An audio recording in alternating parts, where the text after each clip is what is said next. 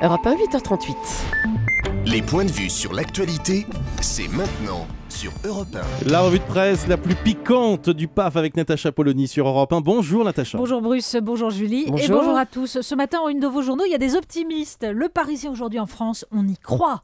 L'équipe, croire au miracle. Bon, je vous rassure tout de suite, il ne s'agit pas du règlement de la crise, mais du match retour Barça-PSG. Alors avec l'Express, bienvenue dans le réel, très loin des miracles. On a François Hollande, tête baissée, qui regarde le bout de ses chaussures et le titre « Monsieur faible ». Sinon, c'est transparence à tous les étages. Le Figaro, le choc de moralisation tourne au pugilat. Libération, les élus, pas très clairs. La Provence, elle, veut nous éclairer ce que nous annonce Jean-Marc Ayrault. C'est une interview exclusive. Je rassure les gens qui ne peuvent pas se payer le billet pour Marseille ce matin. Ils ratent pas grand-chose. Le débat sur la moralisation de la vie politique, pour Alors, commencer. Honnêtement, on frôle un peu l'overdose. Et puis le ton ce matin, c'est plutôt le sarcasme. Bruno Dive dans Sud-Ouest. La gauche reprochait à Nicolas Sarkozy d'édicter une nouvelle loi après chaque fait divers. Elle ne fait pourtant pas autre chose. Et de rappeler fort justement que l'arbre Cahuzac cache la forêt de la dépense inutile. Les biens privés de nos ministres font passer au second plan l'utilisation de l'argent public. Jean-Claude Souléry, dans la Dépêche du Midi, raille le striptease généralisé de ces élus qui exhibent leurs comptes bancaires, livrets, SICAV, dévoilent maisons de maître, parkings et Twingo et vont jusqu'à exposer l'état complet de l'héritage de grand-mère sans oublier les petites cuillères. De Duflot à Vauquiez, nous dit-il, la vie publique se transforme désormais en ridicule vide-grenier. Dans La Croix, Bernard Gosse souligne combien le contexte culturel français rend contre-productif cet exercice de transparence. Le député socialiste, nous dit-il, donc Vincent Feltès, vient de le vérifier à ses dépens. Il a posté hier sur son blog ses indemnités qui s'élèvent à 8 000 €. Réaction des internautes, il se fait traiter de notable fortuné qui n'a rien à faire au PS. Avec un président qui fixait à 4 000 € par mois le seuil de la richesse, fallait s'y attendre quand même. Mais ça évite de s'attaquer aux paradis fiscaux et aux filiales des banques françaises qui les alimentent.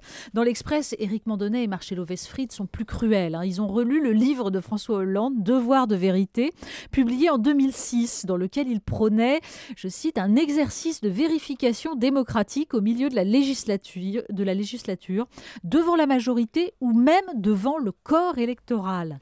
Et si une crise profonde se révélait à ce moment-là, il promettait dans un élan gaullien d'en tirer les conséquences en quittant la présidence.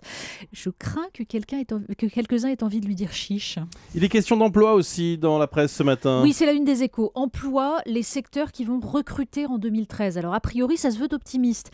Mais on constate plusieurs choses. D'abord, ce sont les secteurs d'emploi non qualifiés qui recrutent. Les seuls cadres recherchés sont des ingénieurs en recherche et développement informatique. Traduction, la société de la connaissance, c'est plus en France. Et c'est pas en 2013 que l'industrie va se relever.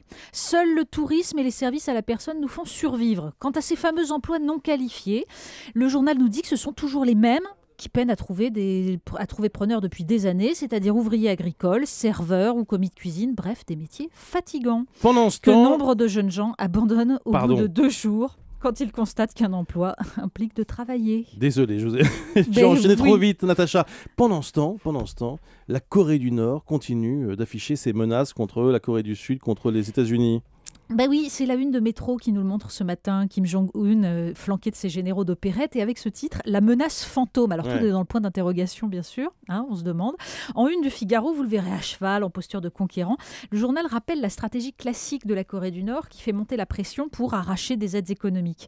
Mais il y a le site slate.fr qui s'intéresse surtout à la capacité de manipulation par des moyens modernes pour un régime pourtant archaïque.